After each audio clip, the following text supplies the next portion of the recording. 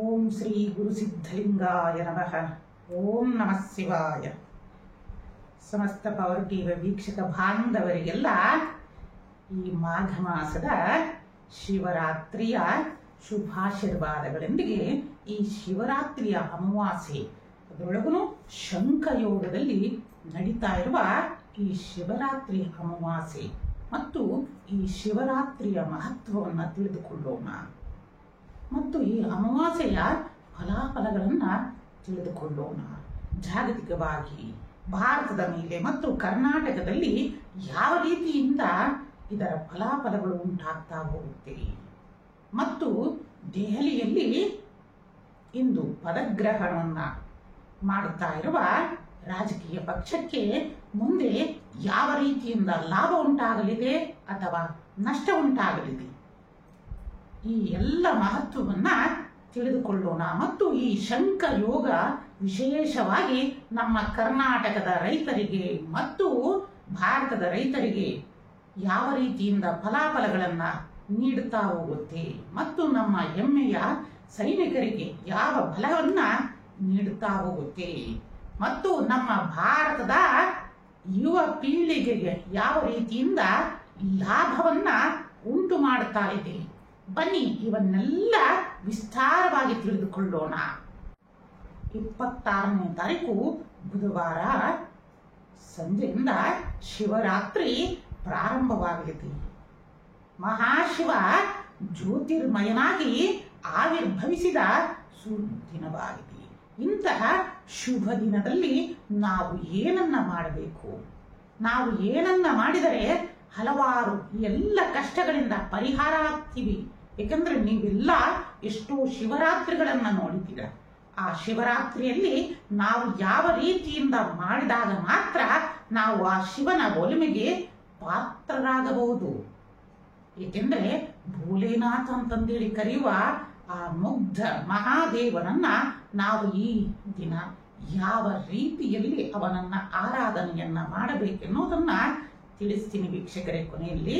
ಬನ್ನಿ ಅದಕ್ಕಿಂತ ಮುಂಚೆ ಈ ಅಮಾವಾಸ್ಯೆ ಶಂಖಯೋಗದಲ್ಲಿ ನಡೀತಾ ಇರುವ ಫಲಾಫಲಗಳನ್ನ ನೋಡೋಣ. ಇದೇ 27ನೇ ತಾರೀಕು ಫೆಬ್ರವರಿ 2025 ಬೆಳಗ್ಗೆ 8:54 ಈ ಅಮಾವಾಸ್ಯೆಯು ಪ್ರಾರಂಭವಾಗಿ 28ನೇ ತಾರೀಕು ಫೆಬ್ರವರಿ 2025 ಬೆಳಗ್ಗೆ 6:14 ಮುಕ್ತಾಯವಾಗಲಿದೆ.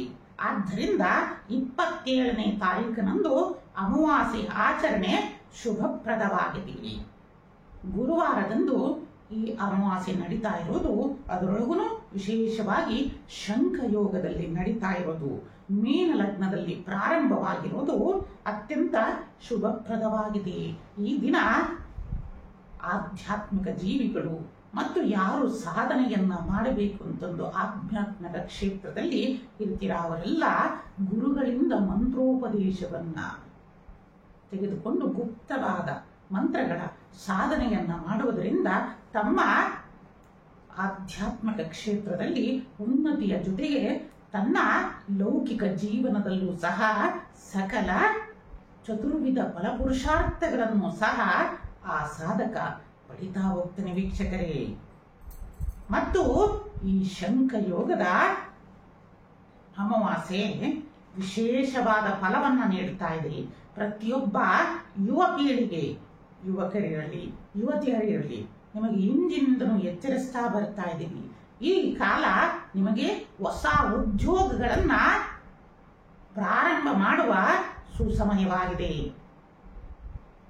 ಆದಷ್ಟು ಈ ಯುವ ಪೀಳಿಗೆ ಕೆಲಸ ಸಿಗಲಿಲ್ಲ ಅನ್ನೋದಕ್ಕಿಂತನೂ ನಾವು ಯಾರಿಗೆ ಇನ್ನೂ ಕೆಲಸ ಕೊಡ್ಲಿಕ್ಕಾಗ್ತಾ ಇಲ್ಲಲ್ಲ ಅಂತಂದೇಳಿ ಯಾವತ್ತು ನಮ್ಮ ಕರ್ನಾಟಕದ ಯುವ ಪೀಳಿಗೆಯಲ್ಲಿ ಹೃದಯದಲ್ಲಿ ಛಲ ಎಂದು ಎದ್ದೇಳುತ್ತೋ ಆ ದಿನ ನಮ್ಮ ಕರ್ನಾಟಕ ಮುಂದುವರಿತಾ ಹೋಗುತ್ತೆ.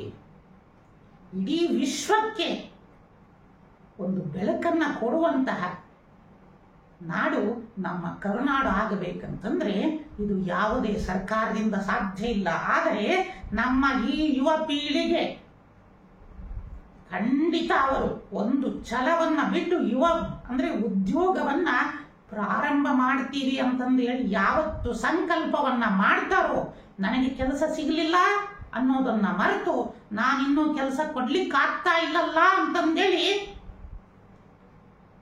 ಆ ಸಂಕಲ್ಪ ಆದಷ್ಟು ಬೇಗ ನಮ್ಮ ಎಲ್ಲ ಯುವ ಪೀಳಿಗೆಗೆ ಬರಲಿ, ಎಲ್ಲ ಯುವಕರಿರಲಿ ಯುವತಿಯರಿರಲಿ ಸ್ವಂತ ಉದ್ಯೋಗವನ್ನ ಪ್ರಾರಂಭ ಮಾಡುವಂತಾಗಲಿ ಅಂತಂದೇಳಿ ಈ ಮಾಘ ಮಾಸದ ಶಿವರಾತ್ರಿಯಲ್ಲಿ ಕಾಲಜ್ಞಾನ ಮಠದಿಂದ ನಾವು ಆ ಶಿವನಲ್ಲಿ ಪ್ರಾರ್ಥನೆಯನ್ನ ಸಲ್ಲಿಸ್ತಾ ಇದ್ದೀವಿ. ಸಮಸ್ತ ಲೋಕ ಕಲ್ಯಾಣಕ್ಕೋಸ್ಕರ ನಮ್ಮೆಲ್ಲ ಯುವ ಪೀಳಿಗೆಗೆ ನೀನು ಸ್ಫೂರ್ತಿದಾಯಕನಾಗುವ ಮಹಾ ಸಂಕಲ್ಪವನ್ನ ನಾವುಗಳು ಮಾಡ್ತಾ ಇದ್ದೀವಿ. ಈ ಶುಭ ದಿನದಲ್ಲಿ ತಾವೆಲ್ಲರೂ ಸಹ ಆ ಭಗವಂತನಲ್ಲಿ ನೀವುಗಳು ಪ್ರಾರ್ಥನೆಯನ್ನ ಮಾಡ್ತಾ ಬನ್ನಿ. ಇನ್ನ ಶಂಖಯೋಗದಲ್ಲಿ ನಡೀತಾ ಇರುವ ಈ ಅಮಾವಾಸ್ಯೆ ನಮ್ಮ ರೈತರಿಗೆ ವಿಶೇಷವಾದ ಫಲ ಮತ್ತು ಶುಭ ಲಾಭವನ್ನ ತರ್ತಾ ಇದೆ. ಆದ್ದರಿಂದ ರೈತರು ವಿಶೇಷವಾದ ಬೆಳೆಗಳನ್ನ ಬೆಳೆಯೋದು ತುಂಬಾ ಉತ್ಕೃಷ್ಟವಾಗಿದೆ. ನಂತರ ರೈತರಿಗೆ, ಯಾಕಂದ್ರೆ ನಮ್ಮ ನಾಡಿನ ಮತ್ತು ನಮ್ಮ ದೇಶದ ರೈತ ಎಂದು ಸಂತೋಷದಾಯಕನಾಗಿರ್ತಾನೋ ಆ ದಿನ ನಮ್ಮ ಭಾರತ ಖಂಡಿತವಾಗಿ ಮುಂದುವರಿದಿದೆ ಅಂತಂದೇಳಿ ಗೊತ್ತಾಗುತ್ತೆ. ಆದರೆ ಆಧುನಿಕ ಕಾಲದಲ್ಲಿ ಎಲ್ಲರೂ ಸಹ ಕೆಲವೊಂದು ದುರಾಸೆಗೆ ಬಿದ್ದು ಹೋಗ್ಬಿಟ್ಟಿದೆ. ಆದರೆ ನಮ್ಮ ರೈತರಿಗೊಂದು ಕಿವಿ ಮಾತು ಆದಷ್ಟು, ಏಕೆಂದರೆ ಎಲ್ಲಾ ಕ್ಷೇತ್ರಗಳಲ್ಲೂ ಮಿಶ್ರಣ ಉಂಟಾಗ್ತಾ ಇದೆ. ನಿಮಗೆ 2021ರಲ್ಲೂ ಸಹ ತಿಳಿಸ್ತಾ ಬಂದಿದ್ದೀವಿ. ಯಾಕಂದ್ರೆ ಬರೋ ಈ 2027ರ ಮೇಲೆ ಈ ಕ್ಯಾನ್ಸರ್ ಕಾಯಿಲೆ ಅತ್ಯಂತ ಮಾರಕವಾಗಿ ಎಲ್ಲ ಕಡೆಯಲ್ಲೂ ಹೆಚ್ಚಾಗ್ತಾ ಹೋಗುತ್ತೆ. ಆದಷ್ಟು ನಮ್ಮ ಆಹಾರ ಕ್ರಮ ಮತ್ತೆ ಹಿಂದಿನದಂತಾದ್ರೆ ಮಾತ್ರ ನಾವು ಎಲ್ಲ ರೋಗ ರುಜಿನಗಳಿಂದ ನಾವು ಪಾರಾಗಬಹುದು. ಆ ಪಾರಾಗಬೇಕು ಅಂತಂದ್ರೆ ನಮ್ಮ ರೈತ ತುಂಬಾ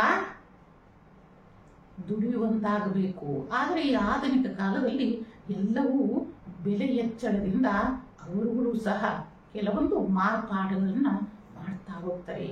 ಆದರೂ ನಮ್ಮ ಎಲ್ಲ ರೈತಾಪಿ ಬಾಂಧವರಲ್ಲಿ ಒಂದು ಕೋರಿಕೆ ಏನಪ್ಪಾ ಅಂತಂದ್ರೆ, ಹೆಚ್ಚಿನ ರಾಸಾಯನಿಕಗಳನ್ನ ನಾವು ಉಪಯೋಗಿಸುವುದನ್ನ ಕಮ್ಮಿಯನ್ನ ಮಾಡೋಣ. ರೈತರು ಬೆಳೆಯುವ ಬೆಳೆಗಳಿಗೆ ಆದಷ್ಟು ಸಾವಯವ ಗೊಬ್ಬರಗಳನ್ನ ಮತ್ತು ಸಾವಯವ ರೀತಿಯಿಂದ ಮಾಡಿದ ಅನೇಕ ಔಷಧಿಗಳನ್ನ ಬಳಸಿದಾಗ ಆ ಪದಾರ್ಥಗಳು ಸಹ ಮುಂದಿನ ಎಲ್ಲ ಯುವಕರಿಗಿರಲಿ ಮತ್ತೆ ಮುಂದಿನ ಪ್ರಜೆಗಳಿಗೆ ಒಂದು ಸುವ್ಯವಸ್ಥಿತವಾದ ಆರೋಗ್ಯ ಭಾಗ್ಯವನ್ನ ಕೊಡುತ್ತಾ ಹೋಗುತ್ತೆ. ವೀಕ್ಷಕರೇ, ಆದಷ್ಟು ನಾವುಗಳು ರೈತರಿಗೆ ಒಂದು ಸಂತೋಷವನ್ನಾಗಿಟ್ಟಾಗ ಮಾತ್ರ ಅವನು ಸಹ ಅಂತಹ ಔಷಧಿಗಳನ್ನ ಮುಟ್ಟಲಿಕ್ಕೆ ಹೋಗೋಲ್ಲ.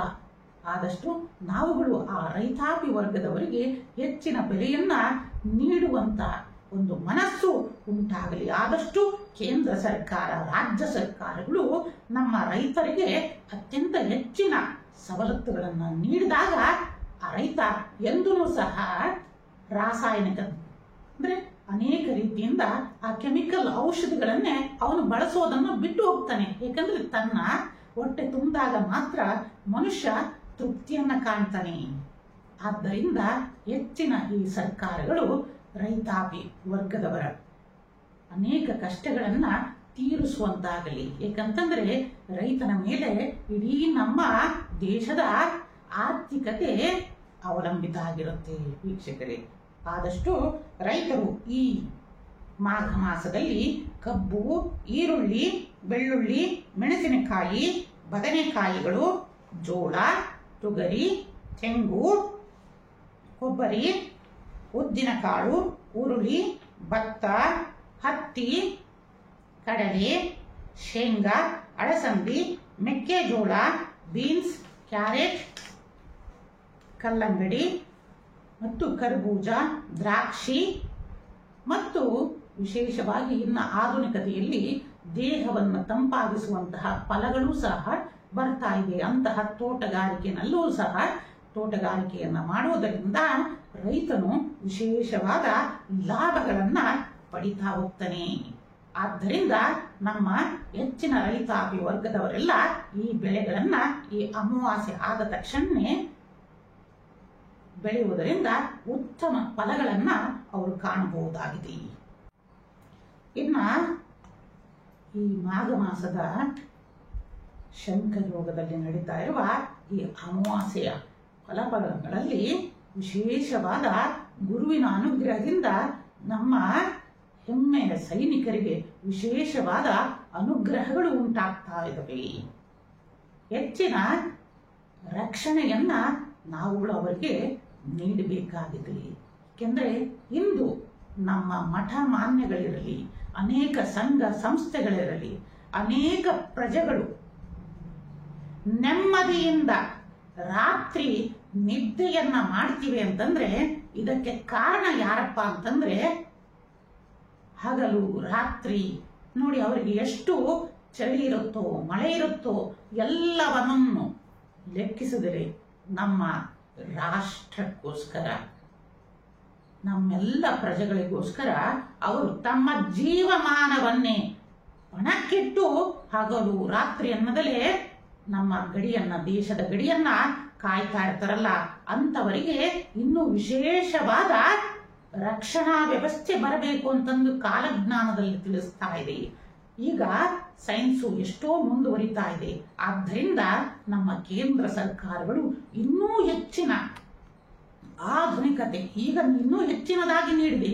ಆದರೆ ಇನ್ನೂ ಹೆಚ್ಚಿನ ರಕ್ಷಣಾ ವ್ಯವಸ್ಥೆಯನ್ನ ನಮ್ಮ ಸೈನಿಕರಿಗೆ ನೀಡಿದ್ದೇ ಆದರೆ ಇಡೀ ವಿಶ್ವದಲ್ಲೇ ನಮ್ಮ ಭಾರತೀಯ ಸೈನ್ಯಕ್ಕೆ ಪ್ರಥಮ ಸ್ಥಾನ ಅಗ್ರಸ್ಥಾನ ಉಂಟಾಗಲಿದೆ ಅಂತಂದೇಳಿ ಕಾಲಜ್ಞಾನದ ಪ್ರಕಾರ ಸೂಚನೆ ಉಂಟಾಗ್ತಾ ಇರೋದ್ರಿಂದ ನಮ್ಮೆಲ್ಲ ಸಿದ್ಧಲಿಂಗೇಶ್ವರ ಗದ್ದಿಗೆ ಮಠದಿಂದ ಒಂದು ಕೇಂದ್ರ ಸರ್ಕಾರಕ್ಕೆ ನಮ್ಮ ಭಕ್ತರ ವತಿಯಿಂದ ಶಿಷ್ಯರ ವತಿಯಿಂದ ಒಂದು ಸವಿನಯ ಪ್ರಾರ್ಥನೆಯನ್ನ ಮಾಡೋಣ.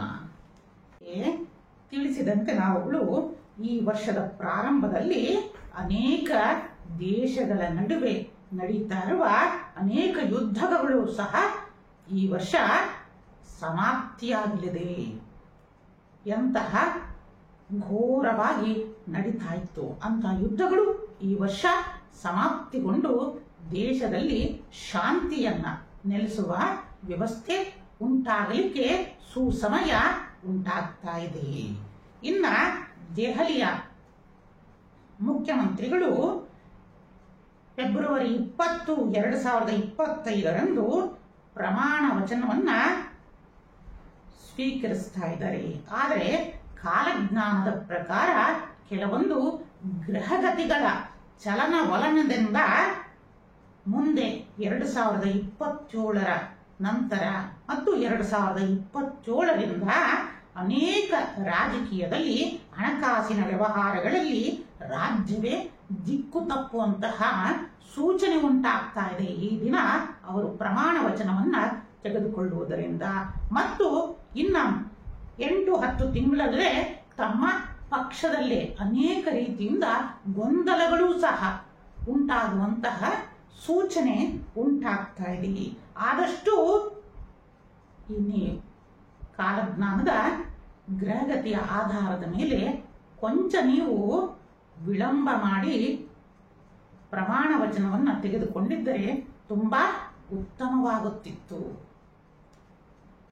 ದೆಹಲಿಯ ಚುಕ್ಕಾಣಿಯನ್ನ ಸ್ತ್ರೀ ಶಕ್ತಿ ಮತ್ತೊಮ್ಮೆ ಹಿಡಿತಾ ಇರೋದು ನಮ್ಮೆಲ್ಲರಿಗೂ ಹೆಮ್ಮೆನೆ. ಏಕೆಂದ್ರೆ ಒಬ್ಬ ಸ್ತ್ರೀ ಅಧಿಕಾರವನ್ನ ಮಾಡ್ತಾ ಇದ್ದಾಳೆ ಅಂತಂದ್ರೆ ಆ ರಾಜ್ಯ ಸುಭಿಕ್ಷತೆಯನ್ನ ಹೊಂದಿರುತ್ತೆ. ಕಾರಣ ಸ್ತ್ರೀ ಶಕ್ತಿನೇ ಆ ಜಗನ್ಮಾತೆಯ ರೂಪದಲ್ಲಿ ಇರ್ತಾರೆ. ಆದರೂ ಕಾಲಜ್ಞಾನದ ಪ್ರಕಾರ ಪ್ರಮಾಣ ವಚನವನ್ನ ತೆಗೆದುಕೊಂಡಿರುವ ಸಮಯ ಅಷ್ಟೊಂದು ಸೂಕ್ತವಾಗಿಲ್ಲದ ಕಾರಣ ಮುಂಬರುವ ದಿನಗಳಲ್ಲಿ ಅನೇಕ ರೀತಿಯಿಂದ ಹಿನ್ನಡೆಗಳನ್ನ ನೀವು ಕಾಣುವಂತಹ ದಿನಗಳು ಸಮೀಪಿಸಲಿವೆ. ಆದಷ್ಟು ದುರ್ಗೆಯ ಆರಾಧನೆಯನ್ನ ಮಾಡೋದರಿಂದ ಬರುವ ಸಂಕಷ್ಟಗಳಿಂದ ಪಾರಾಗಬಹುದು. ಇನ್ನ ಮಾಘ ಮಾಸದ ಅಮಾವಾಸ್ಯೆಯಿಂದ ಗ್ರಹಗತಿಗಳ ಚಲನವಲನದಿಂದ ಉಷ್ಣತೆಯ ಭೀಕರತೆಯನ್ನ ನಾವುಗಳು ನೋಡ್ತಾ ಹೋಗ್ತೀವಿ. ನಮ್ಮ ಕರುನಾಡಿಗೆ ಅಲ್ಲ, ನಮ್ಮ ಭಾರತಕ್ಕೆಲ್ಲ, ಇಡೀ ಜಾಗತಿಕವಾಗಿ ತಾಪಮಾನ ಅಂದ್ರೆ ಉಷ್ಣತೆಯ ತಾಪಮಾನ ಹೆಚ್ಚಾಗಲಿದೆ. ಆದಷ್ಟು ಪ್ರತಿಯೊಬ್ಬ ಯುವ ಪೀಳಿಗೆ ಇರಲಿ, ಪ್ರತಿಯೊಬ್ಬ ಪ್ರಜೆಗಳು ಸಹ ಈ ಜಾಗತಿಕ ತಾಪಮಾನವನ್ನ ಕಡಿಮೆ ಮಾಡಲು ಒಂದೊಂದು ಗಿಡವನ್ನ ಆದಷ್ಟು ನಾವು ನೆಡುವುದರಿಂದ ಜಾಗತಿಕವಾದ ತಾಪಮಾನವನ್ನ ನಾವು ತಡೆಗಟ್ಟಬಹುದು. ಏಕೆಂದ್ರೆ ಮುಂಬರುವ ದಿನಕ್ಕೋಸ್ಕರನಾದರೂ ನಾವು ಜಗತ್ತಿಗೆ, ಈ ಪ್ರಕೃತಿಗೆ ನಾವು ಏನನ್ನಾದರೂ ಒಂದು ಕೊಡುಗೆಯನ್ನ ಕೊಡ್ತೀವಿ ಅಂತಂದ್ರೆ ಈ ವೃಕ್ಷೋತ್ಸವನಾದರೂ ನಾವು ಮಾಡೋಣ ಅಂತಂದೇಳಿ ಕೇಳುತ್ತಾ, ಆದಷ್ಟು ಯುವಕರು, ಈ ಯುವ ಪೀಳಿಗೆ ಹೆಮ್ಮೆಯಿಂದ ಪ್ರತಿಯೊಂದು ದಿನನೂ ಒಂದೊಂದು ವೃಕ್ಷವನ್ನ ನಾವು ನೆಡ್ತಾ ಬರೋಣ. ಮುಂದಿನ ಪೀಳಿಗೆಗೆ ಅದು ನೆರಳಾಗಲಿ, ಇಡೀ ನಮ್ಮ ಪ್ರಕೃತಿಗೆ ಒಂದು ಕೊಡುಗೆಯನ್ನ ನಾವುಗಳು ಸಹ ಕೊಡೋಣ. ಯಾಕೆಂದ್ರೆ ಪ್ರಕೃತಿಯಿಂದನೇ ನಾವು ಎಲ್ಲವನ್ನೂ ತೆಗೆದುಕೊಳ್ತಾ ಇದ್ದೀವಿ ಹೊರತು ಪ್ರಕೃತಿಗೆ ನಾವು ಏನನ್ನೂ ಕೊಡ್ತಾ ಇಲ್ಲ. ಮನುಷ್ಯ ಜೀವಿ ಅಷ್ಟು ಸ್ವಾರ್ಥಿಯಾಗಿ ಮುಂದುವರಿತಾ ಇದ್ದಾನೆ. ವೀಕ್ಷಕರೇ, ಆದಷ್ಟು ಈ ಸ್ವಾರ್ಥ ರಹಿತ ಜೀವನಕ್ಕೆ ನಾವು ಹೆಜ್ಜೆಯನ್ನ ಇಡೋಣ. ಆನಂದ ರೀತಿಯಿಂದ ಜೀವನವನ್ನ ಸಾಗಿಸೋಣ.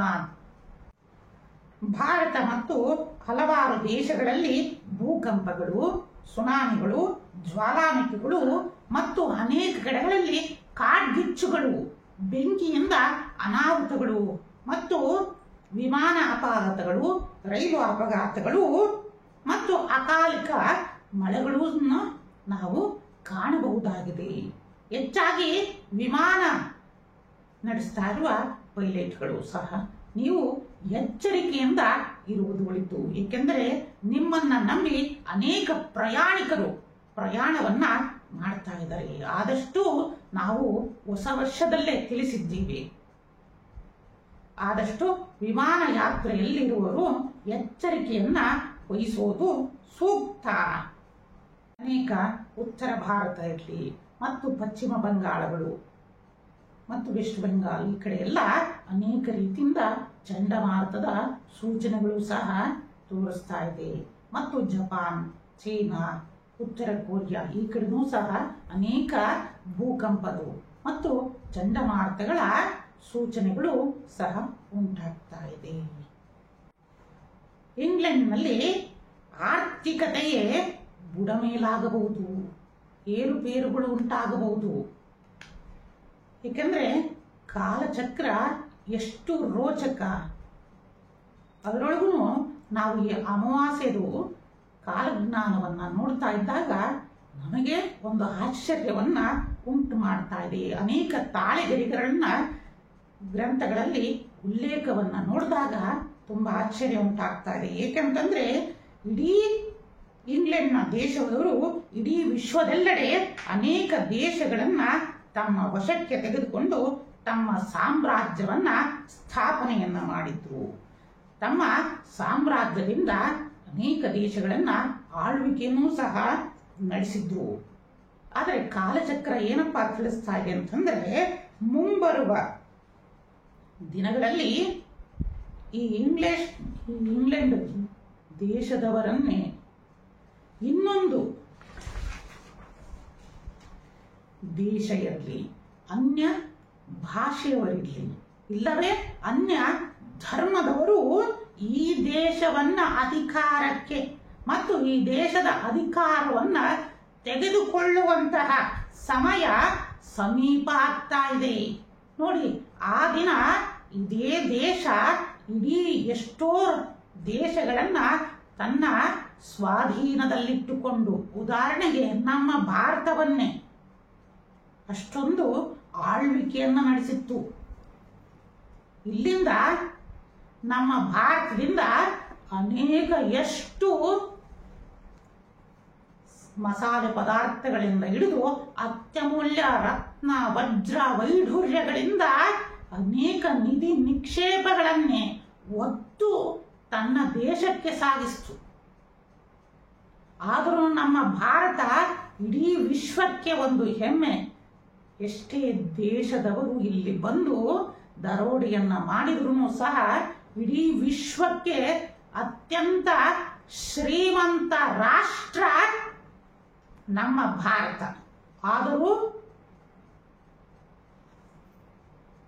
ಏನಾದರೂ ಇಡೀ ವಿಶ್ವದಲ್ಲೇ ಇದನ್ನು ಮಾಡಿದರೆ ನಾವಿನ್ನೂ ಮುಂದುವರಿಯುತ್ತಾ ಇರುವ ದೇಶ. ಆದರೆ ಇಡೀ ವಿಶ್ವದಲ್ಲಿ ಶ್ರೀಮಂತರು ಹೆಚ್ಚಾಗಿರುವಂತಹ ದೇಶ ಯಾವುದು ಅಂತಂದ್ರೆ ನಮ್ಮ ಭಾರತ. ನೋಡಿ ಎಷ್ಟು ವಿಚಿತ್ರ. ಆದರೂ ನಮ್ಮ ಭಾರತವನ್ನ ಮುಂದುವರಿಯುತ್ತಾ ಇರುವ ದೇಶ. ನಮ್ಮ ಪ್ರಜೆಗಳು ಪ್ರತಿಯೊಬ್ಬರೂ ಅರ್ಥವನ್ನ ಮಾಡ್ಕೋಬೇಕು, ನಾವು ಯಾವ ಸ್ಥಿತಿಯಲ್ಲಿದ್ದೇವೆ. ಯಾಕಪ್ಪ ಅಂತಂದ್ರೆ ನೋಡಿ, ಇಂತಹ ಇಂಗ್ಲೆಂಡಿನ ದೇಶ ಮುಂಬರುವ ದಿನಗಳಲ್ಲಿ ತಾನೇ ಇನ್ನೊಬ್ಬರಿಗೆ ಅಡಿಯಾಳಾಗುವಂತಹ ಸಮಯ ಬರ್ತಾ ಇದೆ. ಆದರೂ ನಾವು ಒಬ್ಬ ಭಾರತೀಯನಾಗಿ, ಏಕೆಂದ್ರೆ ಎಲ್ಲರೂ ಭಾರತೀಯರು ಈ ದಿನವನ್ನ ನೋಡೋಣ. ಏಕೆಂದ್ರೆ ಕಾಲಚಕ್ರ ನೋಡಿ ಮೇಲೆಯಿಂದ ಕೆಳಕ್ಕೆ ತಿರುಗ್ತಾ ಹೋಗುತ್ತೆ. ಇದರ ಅರ್ಥ ಏನಪ್ಪ ಅಂತಂದ್ರೆ ನಾವುಗಳು ಯಾವತ್ತೂ ಸಹ ಒಳ್ಳೆಯದನ್ನೇ ಯೋಚನೆಯನ್ನು ಮಾಡಬೇಕು, ಒಳ್ಳೆಯದನ್ನೇ ಮಾಡಬೇಕು. ಈ ಪಾಠ ನಮಗೆ ತಿಳಿಸಿಕೊಡುತ್ತೆ ವೀಕ್ಷಕರೇ. ಆದ್ದರಿಂದಲೇ ನಿಮಗೆ ಇದನ್ನೆಲ್ಲ ತಿಳಿಸಿದ್ದು. ಮನುಷ್ಯ ನಾವು ರೈತ ಹೇಗೆ ಬೆಳೆಯನ್ನ ಬಿತ್ತಿ ಏನನ್ನ ಅಪೇಕ್ಷೆ ಮಾಡ್ತಾನೋ ಅದು ನಮಗೆ ಬರ್ತಾ ಹೋಗುತ್ತೆ. ಅರ್ಥ ಆಯ್ತಲ್ಲ ವೀಕ್ಷಕರೇ? ಆದಷ್ಟು ನಾವು ಒಳ್ಳೆಯದನ್ನ ಮಾಡ್ತಾ ಬರೋಣ. ಶಂಖ ಯೋಗದಲ್ಲಿ ನಡೀತಾ ಇರುವ ಈ ಶಂಖ ಓಂಕಾರವನ್ನ ಮಾಡುತ್ತೆ. ಇಂತಹ ಶಂಖ ಯೋಗದ ಈ ಅಮಾವಾಸ್ಯೆಯಿಂದ ನಮ್ಮ ಕರ್ನಾಟಕದ ಮೇಲೆ ಯಾವ ರೀತಿಯಿಂದ ಪ್ರಭಾವವನ್ನು ಬೀರುತ್ತೆ ಅಂತಂದ್ರೆ, ಕಾಲಜ್ಞಾನದ ಪ್ರಕಾರ ಇದೇ ಬರುವ ಮಾರ್ಚ್ 10ರ ನಂತರ ರಾಜಕೀಯದಲ್ಲಿ, ಕರ್ನಾಟಕದ ರಾಜಕೀಯದಲ್ಲಿ ಅನೇಕ ರೀತಿಯಿಂದ ಏರುಪೇರುಗಳನ್ನ ನೀವು ನೋಡ್ತಾ ಹೋಗ್ತೀರಾ. ಈ ಮಾರ್ಚ್ 10ರಿಂದ ಇನ್ನು ಬರುವ ಉತ್ತರಾಯಣ ಅಂದ್ರೆ ಮುಂದಿನ ಸಂಕ್ರಾಂತಿಯವರೆಗೂ ಸಹ ಈ ರಾಜಕೀಯದಲ್ಲಿ ಅನೇಕ ಸಂಕ್ರಾಂತಿಗಳನ್ನೇ ನೀವೆಲ್ಲರೂ ಕಾಣಬಹುದಾಗಿದೆ ಮತ್ತು ನೋಡಬಹುದಾಗಿದೆ. ಇನ್ನ ಮುಂಬರುವ ದಿನಗಳಲ್ಲಿ ನಮ್ಮ ನಾಡಿನ ಹೆಮ್ಮೆಯ ಗೃಹ ಸಚಿವರಾದ ಜಿ ಪರಮೇಶ್ವರರಿಗೆ ಉನ್ನತ ಹುದ್ದೆಗಳು ಸಹ ಲಭಿಸುವ ಸೂಚನೆಗಳನ್ನ ಕಾಲಜ್ಞಾನದ ಪ್ರಕಾರ ಅವರ ಗ್ರಹಗತಿಗಳ ಆಧಾರದಿಂದ ಅವರಿಗೆ ಉತ್ತಮ ಸ್ಥಾನಗಳು ಮತ್ತು ಅನೇಕ ಕೀರ್ತಿ ಯಶಸ್ಸುಗಳು ಅವರನ್ನ ಹುಡುಕಿಕೊಂಡು ಬರಲಿವೆ. ಇನ್ನ ಪ್ರಸಿದ್ಧ ರಾಜಕಾರಣಿಗಳು, ನೇರ ದಿಟ್ಟ ರಾಜಕಾರಣಿಗಳಾದ ಸಹಕಾರ ಸಚಿವರಾದ ಶ್ರೀಯುತ KN ರಾಜಣ್ಣವರಿಗೂ ಮುಂಬರುವ ದಿನಗಳಲ್ಲಿ ಉತ್ತಮ ಸ್ಥಾನ ಲಭಿಸಲಿದೆ. ಆದರೂ ಸಹ ಗ್ರಹಗತಿಗಳ ಆಧಾರದ ಮೇಲೆ ಅವರು ಎಚ್ಚರಿಕೆಯನ್ನ ವಹಿಸೋದು ಸೂಕ್ತ. ಹಿತಶತ್ರುಗಳ ಕಾಡಾಟ ಮತ್ತು ದುಷ್ಟಶಕ್ತಿಗಳ ಹಾವಳಿಯಿಂದ ಅನೇಕ ರೀತಿಯಿಂದ ಅವರಿಗೆ ವಿಘ್ನಗಳು ಎದುರಾಗುವ ಸಂಭವಗಳಿದೆ. ಆದಷ್ಟು KN ರಾಜಣ್ಣವರು ಎಚ್ಚರಿಕೆಯಿಂದ ಇರುವುದು ಒಳಿತು. ಏಕೆಂದ್ರೆ ಮುಂದೆ ನಿಮಗೆ ಉತ್ತಮ ಸ್ಥಾನ ಮತ್ತು ಯಶಸ್ಸು ಕೀರ್ತಿಗಳು ಸಹ ನಿಮಗೆ ಲಭಿಸಲಿವೆ ಅಂತಂದು ಕಾಲಜ್ಞಾನದ ಪ್ರಕಾರ ಉಂಟಾಗಲಿದೆ. ನಮ್ಮ ಕರ್ನಾಟಕ ಸರ್ಕಾರದ ಮತ್ತು ನಮ್ಮ ಕರ್ನಾಟಕ ರಾಜ್ಯದ ಪ್ರಸಿದ್ಧ ಘನತೆ ವ್ಯಕ್ತಿಯ ಮುಖ್ಯಮಂತ್ರಿಗಳಾದ ಶ್ರೀಯುತ ಸಿದ್ದರಾಮಯ್ಯನವರಿಗೆ ಹಿಂದೆಯೇ ತಿಳಿಸಿದಂತೆ ಆದಷ್ಟು ನಿಮ್ಮ ಆರೋಗ್ಯದ ಕಡೆ ನೀವು ಹೆಚ್ಚಿನ ಒತ್ತನ್ನು ನೀಡಬೇಕು. ಹಿಂದೆಯೂ ಸಹ ನಿಮಗೆ ತಿಳಿಸಿದ್ದೇವೆ, ಆರೋಗ್ಯದ ಕಡೆ ಗಮನವನ್ನ ನೀಡಿ ಅಂತಂದು ಕಾಲಜ್ಞಾನದ ಪ್ರಕಾರ ಹಿಂದಿನ ಸಹಿತ ತಿಳಿಸಿದ್ದೇವೆ. ಇನ್ನೂ ಮುಂದೆಯೂ ಸಹ ಅನೇಕ ರೀತಿಯಿಂದ ಆರೋಗ್ಯದ ಕಡೆ ನೀವು ಗಮನವನ್ನ ನೀಡಬೇಕಾಗುತ್ತೆ. ಮತ್ತು ನಿಮ್ಮ ಜೊತೆಯಲ್ಲಿರುವವರೇ ನಿಮ್ಮ ಸ್ಥಾನಕ್ಕೆ ಕುತ್ತು ತರಲು ಅನೇಕ ರೀತಿಯಿಂದ ಕುತಂತ್ರಗಳನ್ನ ಮತ್ತು ಸಂಚನ್ನ ರೂಪಿಸ್ತಾ ಇದ್ದಾರೆ. ಏಕೆಂದ್ರೆ ಕಾಲಜ್ಞಾನದ ಪ್ರಕಾರ ಈ ಅಮಾವಾಸ್ಯೆಯ ಗ್ರಹಗತಿಗಳನ್ನ ಪರಿಶೀಲಿಸಿದಾಗ ಕರ್ನಾಟಕದ ರಾಜ್ಯದ ಆಳುವ ರಾಜನಿಗೆ ಅನೇಕ ರೀತಿಯಿಂದ ಕುತಂತ್ರಗಳು ಮತ್ತು ದುಷ್ಟಶಕ್ತಿಗಳಿಂದ ಮತ್ತು ವಾಮ ಮಾರ್ಗದಿಂದ ಅನೇಕ ರೀತಿಯಿಂದ ನಿಮಗೆ ಕುತಂತ್ರದಿಂದ ಅಧಿಕಾರವನ್ನ ಕಿತ್ತುಕೊಳ್ಳುವಂತಹ ಸೂಚನೆಗಳು ಹೆಚ್ಚಾಗ್ತಾ ಇದೆ. ಆದಷ್ಟು ಈ ವಿಘ್ನಗಳನ್ನ ನೀವು ಪರಿಹರಿಸಿದ್ದೇ ಆಗಿದರೆ ಮುಂದೆ ಕರ್ನಾಟಕಕ್ಕೆ ನಿಮ್ಮ ಹೆಸರು ಒಂದು ಇತಿಹಾಸವನ್ನ, ಒಂದು ಸೃಷ್ಟಿಯನ್ನ ಮಾಡಲಿದೆ. ಆದಷ್ಟು ನಮ್ಮ ಸಿದ್ದರಾಮಯ್ಯನವರಿಗೆ ಒಳಿತಾಗಲಿ. ಆದಷ್ಟು ಬಡವರ ಪರ ಮತ್ತು ಸರ್ವ ಧರ್ಮದವರ ಪರವಾಗಿ ಧ್ವನಿ ಎತ್ತುವಂತಾಗಲಿ. ಸಕಲ ಧರ್ಮದವರಿಗೂ ನೀವು ಎಲ್ಲರ ಸಹಕಾರವನ್ನ ನೀಡುತ್ತಾ ನಮ್ಮ ಕರ್ನಾಟಕವನ್ನ ಮುನ್ನಡೆಸುವಂತಾಗಲಿ ಅಂತಂದು ಶುಭಾಶೀರ್ವಾದವನ್ನ ನೀಡ್ತಾ ಇದ್ದೀವಿ. ಭಾರತದ ಹೆಮ್ಮೆಯ ಪ್ರಸಿದ್ಧ ಮತ್ತು ಘನತೆವೆತ್ತ ಪ್ರಧಾನಮಂತ್ರಿಗಳಾದ ಸನ್ಮಾನ್ಯ ನರೇಂದ್ರ ಮೋದಿಜಿಯವರಿಗೆ ನಿಮ್ಮ ಕೀರ್ತಿ ಮತ್ತು ನಿಮ್ಮ ಹೆಸರು ಇಡೀ ವಿಶ್ವದಾದ್ಯಂತ ಹರಡಲಿದೆ. ಈ ಬರುವ ಅಮಾವಾಸ್ಯೆಯ ಕಾಲಜ್ಞಾನದ ಪ್ರಕಾರ ನಿಮ್ಮ ಕೀರ್ತಿ ಮತ್ತು ಇಮ್ಮಡಿಯಾಗಲಿದೆ. ನೀವು ಮಾಡುವ ಪ್ರತಿಯೊಂದು ಕೆಲಸದಲ್ಲೂ ಭಗವಂತನ ಅನುಗ್ರಹಗಳು ಉಂಟಾಗಲಿದೆ ಮತ್ತು ನಮ್ಮ ಭಾರತದ ಕೀರ್ತಿ ಎಲ್ಲೆಡೆ ಪಸರಿಸಲಿವೆ. ಕಾಲಜ್ಞಾನದ ಪ್ರಕಾರ ನೀವು ನಮ್ಮ ದೇಶವನ್ನ ಉತ್ತುಂಗಕ್ಕೆ ಏರಿಸಲಿದ್ದೀರಿ. ಆದರೂ ಬರುವ ಏಪ್ರಿಲ್ ನಂತರ ನಿಮ್ಮ ರಕ್ಷಣಾ ವಲಯದಲ್ಲಿ ಭದ್ರತಾ ಸಿಬ್ಬಂದಿಗಳನ್ನ ರಕ್ಷಣೆಗೆ ಇನ್ನೂ ಹೆಚ್ಚಿನದಾಗಿ ನೀವು ನಿಯೋಜಿಸುವುದು ಸೂಕ್ತವಾಗಿದೆ. ಏಕೆಂದರೆ ಏಪ್ರಿಲ್ ನಂತರ ಕಾಲಜ್ಞಾನದ ಪ್ರಕಾರ ಅನೇಕ ರೀತಿಯಿಂದ ಶತ್ರು ಬಾಧೆಗಳು ಮತ್ತು ಅನೇಕ ರೀತಿಯ ಕುತಂತ್ರಗಳು ಸಹ ನಡೆಯುವ ಸೂಚನೆಗಳು ಕಾಣ್ತಾ ಇದ್ದಾವೆ. ಆದಷ್ಟು ನೀವು ಭದ್ರತೆಯನ್ನ ಲೋಕಸಭೆಯಲ್ಲಿರಲಿ ಮತ್ತು ನಿಮ್ಮ ಗೃಹ ಕಚೇರಿನಲ್ಲಿರಲಿ ಎಲ್ಲಾ ಕಡೆಯಲ್ಲೂ ರಕ್ಷಣೆಯನ್ನ ನೀವು ಹೆಚ್ಚಿನ ಭದ್ರತೆಯನ್ನ ಪಡೆದುಕೊಳ್ಳುವುದು ಉತ್ತಮ. ಕಾರಣ ಭಗವಂತ ನೋಡಿ ಒಳ್ಳೆಯವರಿಗೆ ಅತಿ ಹೆಚ್ಚಿನ ಪರೀಕ್ಷೆಯನ್ನ ನೀಡುತ್ತಾ ಹೋಗ್ತಾನೆ. ಆದಷ್ಟು ಮೋದಿಜಿಯವರು ತಮ್ಮ ರಕ್ಷಣಾ ವ್ಯವಸ್ಥೆಯನ್ನ ಹೆಚ್ಚಿಸಿಕೊಳ್ಳುವುದು ಸೂಕ್ತ. ಆದಷ್ಟು ಪೂರಿಯಲ್ಲಿರುವ ಜಗನ್ನಾಥನನ್ನ ಆರಾಧನೆಯನ್ನ ಮಾಡುವುದರಿಂದ ಬರುವ ಈ ಎಲ್ಲ ಸಂಕಷ್ಟಗಳಿಂದಲೂ ಸಹ ಪಾರಾಗ್ತಾ ಹೋಗ್ತೀರಾ. ಆ ಜಗನ್ನಾಥನ ಕೃಪೆ ನಿಮ್ಮ ಮೇಲಿರಲಿ ಅಂತಂದು ಶುಭಾಶೀರ್ವಾದವನ್ನ ನೀಡುತ್ತಾ ಇದ್ದೀವಿ. ಕಾಲಜ್ಞಾನದ ಪ್ರಕಾರ ಸನ್ಮಾನ್ಯ ಶ್ರೀಯುತ ಡಿ.ಕೆ. ಸುರೇಶ್ ಅವರಿಗೆ ಮುಂಬರುವ ದಿನಗಳಲ್ಲಿ ಉನ್ನತ ಸ್ಥಾನಗಳು ಸಹ ಅವರನ್ನ ಹುಡುಕಿಕೊಂಡು ಬರಲಿವೆ ಮತ್ತು ಉನ್ನತ ಸ್ಥಾನಮಾನ ಗೌರವಾದಿಗಳು ಡಿ.ಕೆ. ಸುರೇಶ್ ಅವರಿಗೆ ಪ್ರಾಪ್ತಿಯಾಗಲಿವೆ. ಇನ್ನ ಶ್ರೀಮಠಕ್ಕೆ ಹಲವಾರು ಶಿಷ್ಯಂದಿರು ಬಂದು ಒಂದು ಪ್ರಶ್ನೆಯನ್ನ ಪ್ರತಿಯೊಬ್ಬರೂ ಕೇಳ್ತಾ ಇದ್ದಾರೆ. ಏನಪ್ಪಾ ಅಂತಂದ್ರೆ, ಗುರುಗಳೇ, ನಮ್ಮ ಈ ಕರ್ನಾಟಕದ ಬಿಜೆಪಿಯ ಬಗ್ಗೆ ಇದು ಯಾವಾಗ ಸರಿ ಹೋಗುತ್ತೆ ಅಂತಂದು. ಆ ಕಾಲಜ್ಞಾನದ ಪ್ರಕಾರ ನಂತರ ತಿಳಿಸ್ತೀನಿ. ಆದರೆ ಅದಕ್ಕಿಂತ ಮುಂಚೆ ಸುಮಾರು ಜನಗಳು ಕೇಳಿದ್ದಾರೆ. ಸುಮಾರು ಜನ, ಎಷ್ಟು ಅಂತಂದ್ರೆ ಸುಮಾರು ಒಂದು 500ರಿಂದ ಜಾಸ್ತಿನೇ ಇದ್ದಾರೆ. ಅಷ್ಟು ಜನರು ಪ್ರತಿಯೊಂದು ಮೆಸೇಜ್ನಿಂದ ಮತ್ತು ನೇರವಾಗಿಯೇ ಸಹ ಬಂದು ಶ್ರೀಪೀಠವನ್ನು ಸಂದರ್ಶಿಸಿ ಆಶೀರ್ವಾದವನ್ನು ಪಡೆದು ಪ್ರತಿಯೊಬ್ಬರೂ ಪ್ರಶ್ನೆಯನ್ನ ಇಟ್ಟಿದ್ದಾರೆ. ಎಂತಹ ಕಾರ್ಯಕರ್ತರು ಅಂತಂದ್ರೆ ಸುಮಾರು 30ರಿಂದ 40 ವರ್ಷದಿಂದ ನಾವುಗಳು ಈ ಪಕ್ಷದ ಕಾರ್ಯಕರ್ತರಾಗಿದ್ದೀವಿ ಗುರುಗಳೇ. ಈ ಪಕ್ಷಕ್ಕೋಸ್ಕರ ನಮ್ಮ ಸಂಸಾರಗಳನ್ನು ಲೆಕ್ಕಿಸಿದರೆ ಹಗಲು ರಾತ್ರಿ ಅನ್ನದಲ್ಲೇ ಪಕ್ಷಕ್ಕೋಸ್ಕರ ಪಕ್ಷದ ಬಾವುಟವನ್ನ ಕಟ್ಟಿದ್ದಾರೆ. ನನಗೆ ತುಂಬಾ ನೋವಾಯಿತು. ತಮ್ಮ ಜೀವನವನ್ನೇ ಪಕ್ಷಕ್ಕೋಸ್ಕರ ಮೀಸಲಿಟ್ಟದ ಆ ಎಲ್ಲ ಕಾರ್ಯಕರ್ತರಿದ್ರಲ್ಲ, ಅವರೇ ನಿಜವಾದ ದಣಿಗಳು. ಆದರೆ ಈ ಕರ್ನಾಟಕದಲ್ಲಿ ಏನ್ ನಡೀತಾ ಇದೆ? ತಮ್ಮ ಸ್ವಪ್ರತಿಷ್ಠೆಗೋಸ್ಕರ, ತಮ್ಮದೇ ಒಂದು ನಾಯಕತ್ವಕ್ಕೋಸ್ಕರ ಪಕ್ಷವನ್ನೇ ಹಾಳು ಮಾಡ್ತಾ ಇದ್ದಾರೆ.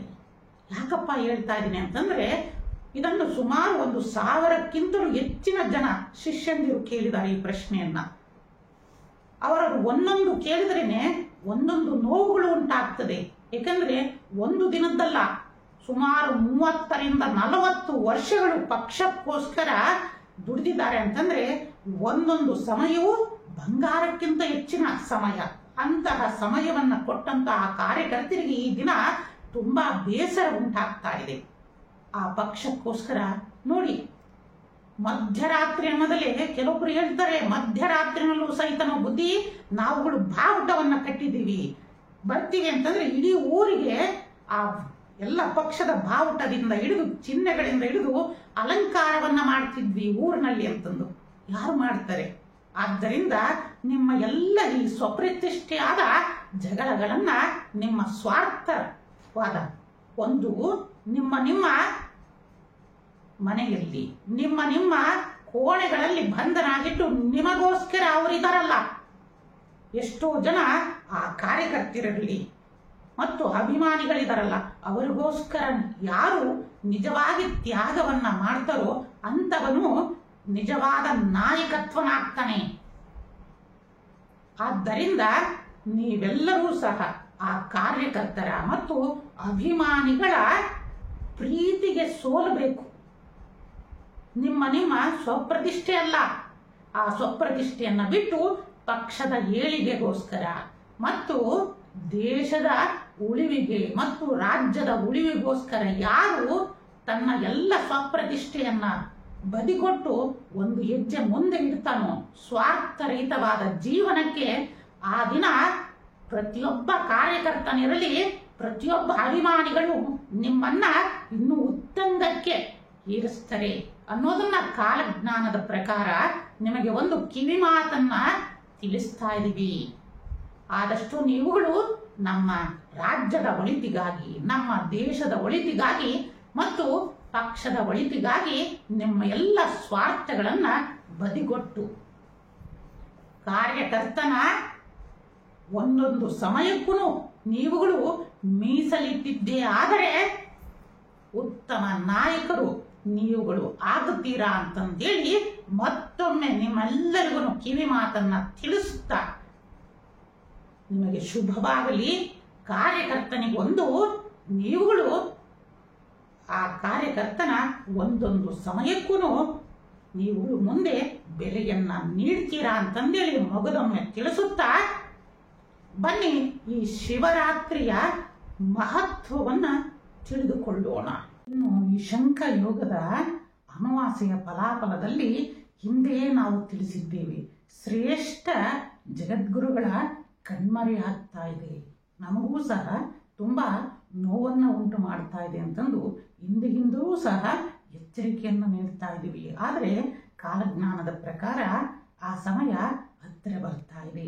ಈ ಅಮಾವಾಸ್ಯೆಯ ಫಲಾಫಲಗಳು ಮತ್ತು ಗ್ರಹಗತಿಗಳ ಗೋಚಾರ ಮತ್ತು ಅಕ್ಷಾಂಶ ರೇಖಾಂಶದಿಂದ ನೋಡಿದಾಗ ನಮ್ಮ ಭಾರತದಿಂದ ಹೊರಗಡೆ ಇರುವ, ಅಂದರೆ ಇನ್ನು ಭಾರತದಲ್ಲೂ ಇದೆ, ಆದರೆ ಈಗಿನ ಅಮಾವಾಸ್ಯೆಯ, ಈ ಮಾಘ ಮಾಸದ ಅಮಾವಾಸ್ಯೆಯ ಪ್ರಕಾರ ಭಾರತದಿಂದ ಹೊರಗಡೆ ಇರುವ ಅತ್ಯಂತ ಪ್ರಸಿದ್ಧ ಮತ್ತು ಜನಸೇವೆಯಲ್ಲಿ ತತ್ಪರರಾಗಿರುವ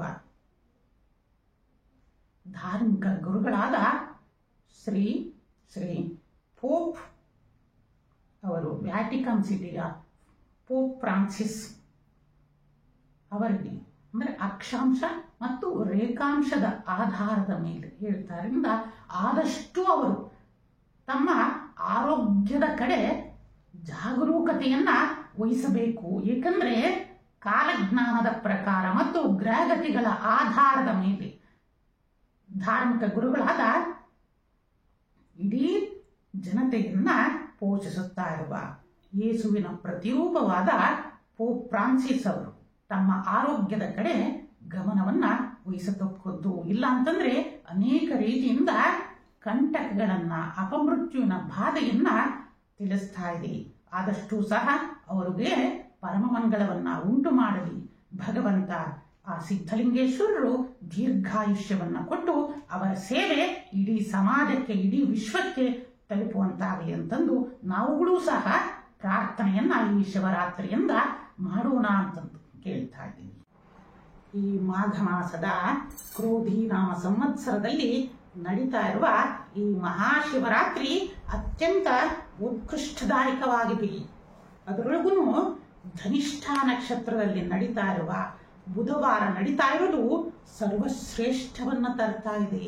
ಯಾರು ಜೀವನದಲ್ಲಿ ಈ ಹಣಕಾಸಿನ ಸಮಸ್ಯೆಗಳು, ಸಾಲಬಾಧೆಗಳು, ಆರ್ಥಿಕ ಮುಗ್ಗಟ್ಟುಗಳು ಮತ್ತು ಎಷ್ಟೇ ಪ್ರಯತ್ನವನ್ನ ಮಾಡ್ತಾ ಇದ್ರೂ ಕಾರ್ಯಗಳು ನೆರವೇರ್ತಾ ಇಲ್ಲ, ಮನೆಯನ್ನ ಕಟ್ಟಲಿಕ್ಕೆ ಆಗ್ತಾ ಇಲ್ಲ, ಎಷ್ಟೇ ಒಂದು ದುಡಿಮೆಯನ್ನ ದುಡಿದ್ರೂ ಸಹ ಖರ್ಚು ಜಾಸ್ತಿ ಆಗ್ತಾ ಹೋಗ್ತಾ ಇದೆ, ಅನಾರೋಗ್ಯಗಳು ಜಾಸ್ತಿ ಆಗ್ತಾ ಹೋಗ್ತಾ ಇದ್ದಾವೆ, ಏನಪ್ಪಾ ಮಾಡಬೇಕು? ಜೀವನದಲ್ಲೇ ಮಹಾನ್ ಸಂಘರ್ಷಗಳು ಉಂಟಾಗ್ತಾ ಇದ್ದಾವೆ, ಇದ್ದ ಶತ್ರುಗಳ ಬಾಧೆ ಹೆಚ್ಚಾಗ್ತಾ ಹೋಗ್ತಾ ಇದೆ, ಮನೆಯಲ್ಲಿ ಜಗಳಗಳು, ಅತ್ತೆ ಸೊಸೆಯಂದಿರ ಕಲಹಗಳು ವಿಪರೀತ ಆಗ್ತಾ ಇದೆ. ಯಾವುದೇ ಪೂಜೆ ಪುನಸ್ಕಾರಗಳನ್ನ ಮಾಡಿದ್ರು ನೆಮ್ಮದಿನೇ ಉಂಟಾಗ್ತಾ ಇಲ್ಲ ಅಂತಂದು ಜೀವನದಲ್ಲಿ ಶೂನ್ಯಕ್ಕೆ ಹೋಗ್ಬಿಡ್ತಾ ಇದ್ದೀರ.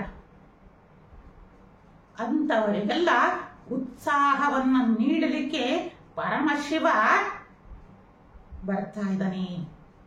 ಆದ್ದರಿಂದ ನಾವೆಲ್ಲ ಈ ಬುಧವಾರ ಈ 4 ಯಾಮದಲ್ಲಿ ಆ ಭಗವಂತನನ್ನ ಶ್ರದ್ಧಾ ಭಕ್ತಿಗಳಿಂದ ನಾವು ಅವನನ್ನ ಪೂಜೆಯನ್ನ ಮಾಡಬೇಕು. ಇನ್ನ ಕೆಲವೊಬ್ರು ಶಿವರಾತ್ರಿ ಜಾಗರಣೆ ಅಂತಂದ್ರೆ ಸಾಕು, ಅನೇಕ ರೀತಿಯಿಂದ ಏನೋ ಒಂದು ದಿನ ನಿದ್ದೆಯನ್ನ ತಡೆದರೆ ಸಾಕು ಅಂತಂದು ವೃಥ ಮೋಜು ಮಸ್ತಿಗಳು, ಡ್ಯಾನ್ಸು, ಕುಣಿತಗಳು, ಅನೇಕ ರೀತಿಯಿಂದ ಅವರುಗಳು ಇದನ್ನು ಮಾಡ್ತಾ ಇರ್ತಾರೆ. ಆದರೆ ಶಿವ ಎಂತವನು? ಆದಿಯೋಗಿ ಅವನು. ಅವನನ್ನ ಯಾವ ರೀತಿಯಿಂದ ಅರ್ಚಿಸಬೇಕು ಅಂತಂದು ಅವನು ಹೇಳ್ತಾನೆ. ತನ್ನ ನಿಷ್ಕಲ್ಮಶ ಹೃದಯದಿಂದ ಶ್ರದ್ಧಾ ಭಕ್ತಿಯಿಂದ ಅವನಲ್ಲಿ ಶರಣು ಹೋಗಬೇಕು. ಆಗ ಮಾತ್ರ ನಾವು ಆರಾಧನೆಯನ್ನ ಮಾಡುವುದರಿಂದ ಶಿವತತ್ವವನ್ನ ಅರಿಯಲಿಕ್ಕೆ ಸಾಧ್ಯ. ಈ ಶಿವರಾತ್ರಿಯ ಮಹತ್ವ ನಮಗೆ ತಿಳಿಸ್ಕೊಡ್ತಾ ಇದೆ. ಏನಪ್ಪ ಇದು ಶಿವರಾತ್ರಿ? ಸಾಕ್ಷಾತ್ ಶಿವನು ಬ್ರಹ್ಮ ಮತ್ತು ವಿಷ್ಣು ದೇವರ ನಡುವೆ ನಡೆಯುತ್ತಾ ಇರುವ ಯುದ್ಧವನ್ನ ನಿಲ್ಲಿಸಲು ಜ್ಯೋತಿ ರೂಪದಲ್ಲಿ ಪ್ರಕಟವಾದ ದಿನ ಮಾಘ ಮಾಸದ ಈ ಚತುರ್ದಶಿಯಲ್ಲಿ. ಆದ್ದರಿಂದ ಆ ಸ್ವಯಂಭುವಾಗಿ ಅಗ್ನಿ ರೂಪದ ಲಿಂಗವನ್ನ ಧರಿಸಿದ್ದಕ್ಕೋಸ್ಕರನೇ ಲಿಂಗಾಕಾರದಲ್ಲಿ ಜಗತ್ತಿಗೆ ಹೊರಬಂದ. ಆದ್ದರಿಂದ ಈ ಶಿವರಾತ್ರಿಯಲ್ಲಿ ನಾವು ಶಿವನನ್ನ ಲಿಂಗ ರೂಪಿಯಿಂದ ನಾವು ಆರಾಧನೆಯನ್ನು ಮಾಡ್ತಾ ಹೋಗ್ತೀವಿ. ಜಗನ್ಮಾತೆ ಆ ಮಹಾಪಾರ್ವತಿಯು ಸಹ ಈ ದಿನ ಶಿವನನ್ನ ವರಿಸಿದಳು ಅಂತಂದೇಳಿ ಅನೇಕ ಶಾಸ್ತ್ರಗಳು ಸಹ ತಿಳಿಸ್ತಾ ಹೋಗ್ತವೆ. ಸಾಕ್ಷಾತ್ ಶಿವಪುರಾಣದಲ್ಲಿ ವರ್ಣಿತವಾಗಿದೆ. ಆ ಮಹಾಗಿರಿಜೆ ಮಹಾಶಿವನನ್ನ ಮದುವೆಯಾದಂತ, ವಿವಾಹವಾಗಿದ್ದ ಶುಭ ಸಮಯವಾಗಿದೆ. ನೋಡಿ, ಎಂತಹ ಉತ್ಕೃಷ್ಟವಾದ ಈ ದಿನದಲ್ಲಿ ನಾವುಗಳು ಯಾವ ರೀತಿಯಿಂದ ಆರಾಧನೆಯನ್ನ ಮಾಡಬೇಕು. ಏಕೆಂದ್ರೆ ನಾವೆಷ್ಟೇ ಆಡಂಬರವನ್ನ ಮಾಡಿದ್ರೂ ಸಹ ಶಿವ ಒಪ್ಪೋದಿಲ್ಲ. ಮೊದಲು ತಿಳ್ಕೊಳ್ಳಿ.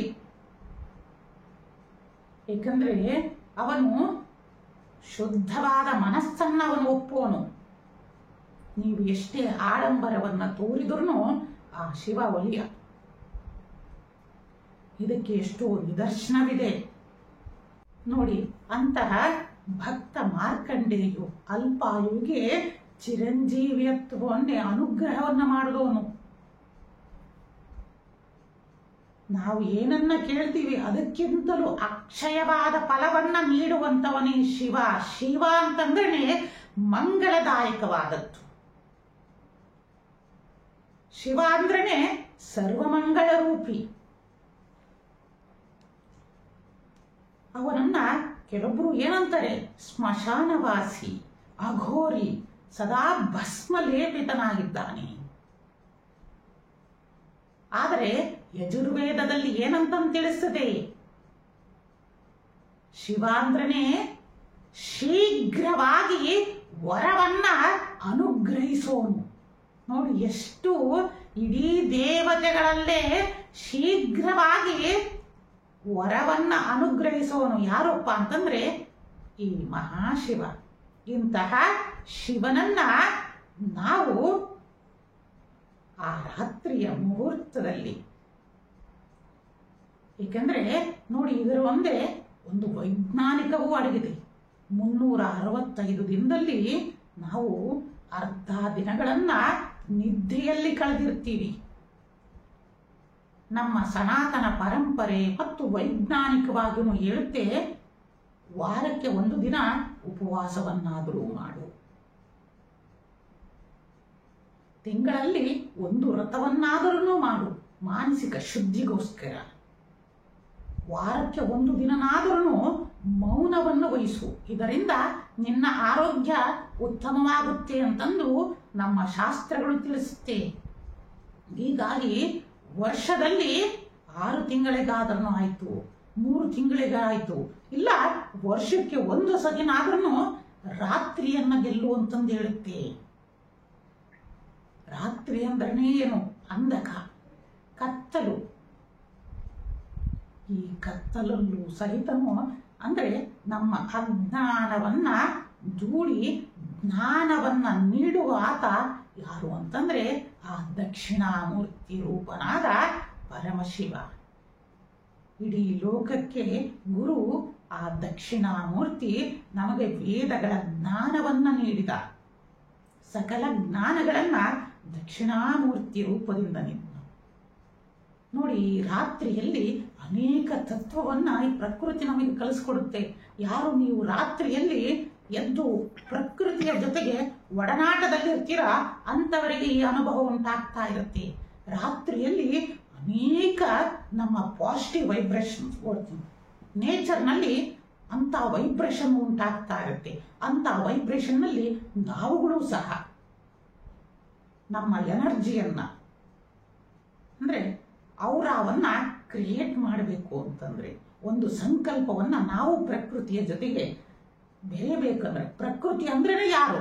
ಆ ಆದಿಯೋಗಿ, ಆ ಶಿವಸ್ವರೂಪನೇ. ಅವನ ಜೊತೆನಲ್ಲಿ ನಾವುಗಳು ಒಂದಾಗಬೇಕಂತಂದ್ರೆ ಈ ದಿನನಾದ್ರೂ 1 ದಿನನಾದ್ರೂ ಅವನಿಗೋಸ್ಕರ ಮೀಸಲಿಡೋಣ. ಹೇಗೆ ಈ ರಾತ್ರಿಯನ್ನ 4 ಭಾಗದಲ್ಲಿ ಮಾಡಿದ್ದಾರೆ. 4 ಯಾಮಗಳು ಆ ಶಿವನನ್ನ ಆರಾಧನೆಯನ್ನ ಮಾಡಬೇಕು. ಬನ್ನಿ ಆ ಶಿವನ ಮುಹೂರ್ತಗಳನ್ನ ತಿಳಿಸ್ತಾ ಹೋಗ್ತೀನಿ.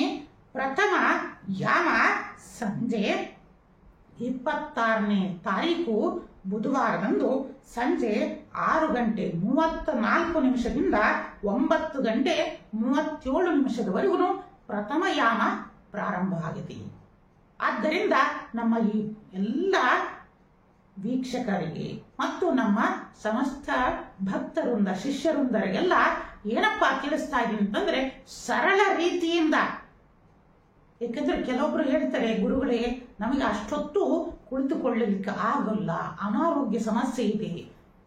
ಇಂಥವರೆಲ್ಲ ಏನಪ್ಪ ಮಾಡಬೇಕು ಅಂತಂದ್ರೆ ಸರಳ ರೀತಿಯಿಂದ ನಿಮಗೋಸ್ಕರ ಸಂಜೆ 26ನೇ ತಾರೀಕು 6 ಗಂಟೆ 34 ನಿಮಿಷದಿಂದ 9 ಗಂಟೆ 37 ನಿಮಿಷದಲ್ಲಿ ಪ್ರಥಮ ಯಾಮ ಪ್ರಾರಂಭ ಆಗುತ್ತೆ. ಈ ಸಮಯವನ್ನ ಬರೆದಿಟ್ಕೊಳ್ಳಿ. ಈ ಸಮಯದಲ್ಲಿ ಪ್ರಥಮ ಯಾಮದಲ್ಲಿ ನೀವುಗಳು ಮೃತ್ತಿಕಾಲಿಂಗನರಾಯಿತು ನಿಮ್ಮ ನಿಮ್ಮ ಯಥಾಶಕ್ತಿಗೆ ಅನುಗುಣವಾಗಿರುವ ಲಿಂಗವನ್ನ ತಯಾರಿಸಿ ಲಿಂಗ ಪೂಜೆಯನ್ನ, ಕನಿಷ್ಠ ಪಕ್ಷ ನನಗೆ ಮಂತ್ರಗಳು ಬರಲ್ಲ ಗುರುಗಳೇ, ತಂತ್ರಗಳು ಬರಲ್ಲ, ನಾನು ಏನಪ್ಪ ಮಾಡಬೇಕು ಅಂತ ಶುದ್ಧ ಮನಸ್ಸಿನಿಂದ ಶಿವನಿಗೆ ಗಂಗಾ ಜಲವನ್ನ ಅರ್ಪಣೆಯನ್ನ ಮಾಡಿ, ಸಾಧ್ಯ ಆದಷ್ಟು ಪಂಚಾಮೃತದಿಂದನಾದರೂ ಅಭಿಷೇಕವನ್ನ ಮಾಡಿ, ರುದ್ರ ಚಮಕ ನಮಕಗಳಿಂದ ಅವನನ್ನ ಆರಾಧನೆಯನ್ನ ಮಾಡಿ. ಅದುಗಳು ಆಗೋದಿಲ್ವಾ, ಸ್ವಲ್ಪ ಗಂಗಾಜಲವನ್ನಾದರೂ ಸಮರ್ಪಣೆಯನ್ನ ಮಾಡಿ ಒಂದು ಬಿಲ್ವ ಪತ್ರೆಯನ್ನ ಓಂ ನಮಃ ಶಿವಾಯ, ಓಂ ನಮಃ ಶಿವಾಯ ಅನ್ನೋ ಆ ಮಹಾಮಂತ್ರವನ್ನ ಹೇಳಿ ಶಿವನಿಗೆ ನಮಸ್ಕಾರವನ್ನ ಮಾಡಿ. ಖಂಡಿತ ಶಿವ ನಿಮ್ಮ ಪೂಜೆಯನ್ನು ಅವನು ಸ್ವೀಕರಿಸ್ತಾನೆ. ನಿಮ್ಮ ಮನಸ್ಸನ್ನ ಸದಾ ಅವನ ಬಳಿಯಲ್ಲಿ ಉಪವಾಸವನ್ನ ಮಾಡಿ ನೋಡಿ. ಅಂತಹ ಬೇಡ ಏನಪ್ಪ ಮಾಡಿದ, ತನಗೆ ಬೇಟೆ ಸಿಗಲಿಲ್ಲ ಅಂತಂದು ಅಂತಹ ಅವನ್ ನೋಡಿ, ಏನು ಯಾವುದೇ ವ್ರತ ಇಲ್ಲ, ಪೂಜೆ ಇಲ್ಲ, ಜಪ ಇಲ್ಲ, ಯಾವುದೇ ಯಜ್ಞ ಯಾಗ ಯಾವುದನ್ನೂ ಮಾಡಲಿಲ್ಲ. ಆದರೂ ಅವನಿಗೆ ಕೈಲಾಸದಲ್ಲಿ ಗಣಪತ್ಯ ಸ್ಥಾನವನ್ನ ಕೊಟ್ಟಂತ ನಮ್ಮ ಶಿವ ಎಂತಹ ಕರುಣಾಮಯಿ ಅವನು. ತಾನು ಬೇಟೆಗೋಸ್ಕರ ಆ ಕಾಡಿನ ಮಧ್ಯದಲ್ಲಿ ಒಂದು ಬಿಲ್ವ ವೃಕ್ಷವನ್ನ ಏರಿ ಕುಳಿತು ಬೇಟೆ ಬರಲಿ ಅಂತಂದು ಕಾಯ್ತಾ, ಅಂದ್ರೆ ಎಲ್ಲಿ ನನಗೆ ನಿದ್ದೆ ಬಂದ್ರೆ ಬೇಟೆ ತಪ್ಪಿಸ್ಕೊಂಡು ಹೋಗುತ್ತೋ ಅನ್ನೋ ಒಂದು ಇದರೊಳಗೆ ಅವನು ಕುತ್ಕೊಂಡು ತನಗೆ ಸಿಗ್ತಾ ಇರುವ ಆ ಎಲೆಗಳನ್ನ ಚಿವುಟಿ ಹಾಕ್ತಾ ಇರ್ತಾನೆ.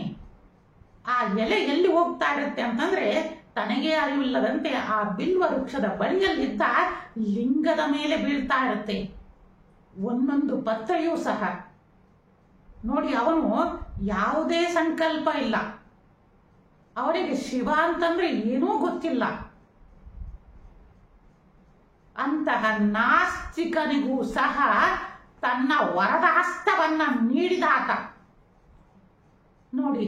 ಶೀಘ್ರ ವರವನ್ನ ಅನುಗ್ರಹಿಸುವನು ಶಿವ. ಇಂತಹ ಶಿವನನ್ನ ನೀವುಗಳು ಸಹ ಆರಾಧನೆಯನ್ನ ಮಾಡಿ ಭಕ್ತಿಯಿಂದ ಆ ಶಿವನಲ್ಲಿ 1ನೇ ಯಾಮದಲ್ಲಿ ಪೂಜೆಯನ್ನ ಸಲ್ಲಿಸಿ ನಿಮ್ಮ ಅಪರಾಧಗಳನ್ನೆಲ್ಲ ಕ್ಷಮಿಸು ತಂದೆ ಅಂತಂದೇಳಿ ಆ ಶಿವನಲ್ಲಿ ಪ್ರಾರ್ಥನೆಯನ್ನ ಮಾಡಿ. ಇನ್ನ 2ನೇ ಯಾಮ 9 ಗಂಟೆ 37 ನಿಮಿಷದಿಂದ ಪ್ರಾರಂಭವಾಗಿ 12 ಗಂಟೆ 39 ನಿಮಿಷದವರೆಗೂ 2ನೇ ಯಾಮ. ಈ ಯಾಮದಲ್ಲಿ 9:37ರಿಂದ 12 ಗಂಟೆ 39 ನಿಮಿಷದಲ್ಲಿ 2ನೇ ಯಾಮ ನಡೀತಾ ಇರುತ್ತೆ. ಈ ಸಮಯದಲ್ಲಿ 11 ಸತಿ ಆದರೂ ಇಲ್ಲ, ನಿಮ್ಮ ಕೈಲಾದಷ್ಟು 108 ಸತಿ ಆದರೂ ಓಂ ನಮಃ ಶಿವಾಯ ಅಂತಂದು ಮತ್ತೆ ಶಿವನಿಗೆ ಪಠಣೆಯನ್ನ